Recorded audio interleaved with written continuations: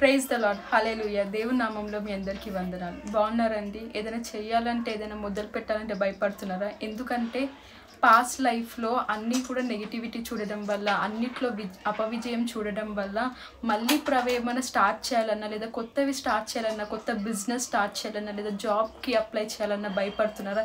ఎక్కడ అపవాది మళ్ళీ దొంగలిస్తుంది అని భయపడుతున్నారా? అయితే ఈరోజు దేవుడు ఒక వాగ్దానం చేయబోతున్నాడు. ఏంటో చూద్దామా?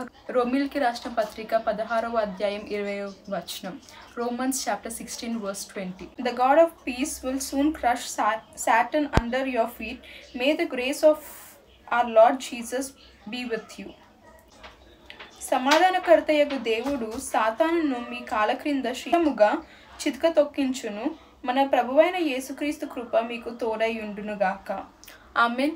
ఈరోజు దేవుడు ఇచ్చిన వాగ్దానం చూస్తారు కదండి. ఇన్ని డేస్ భయపడుతున్నారు కదా, మళ్ళీ నా జీవితంలో అపవాది దొంగలిస్తుందేమో అని భయపడుతున్నారు కదా. కానీ దేవుడు ఇచ్చిన వాగ్దానం ఏంటంటే, ఈరోజు మీ కాళ్ళ కింద మీరు సాటన్ని తొక్కబోతున్నారంట.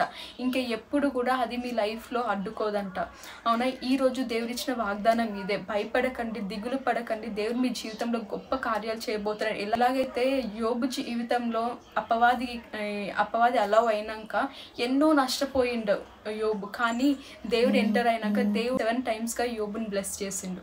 అలాగే ఈరోజు మీ జీవితంలో ఎన్నో మీరు కోల్పోయారేమో, పాస్ట్ లైఫ్లో మీరు ఎంతగానో కోల్పోయి ఉండొచ్చేమో మీ జీవితంలో, కానీ దేవుడు మళ్ళీ అన్నిటినీ మీకు రిస్టోర్ చేయబోతున్నారంట. మీరు మళ్ళీ మీ జీవితంలో బ్లెస్సింగ్ని చూడబోతున్నారంట.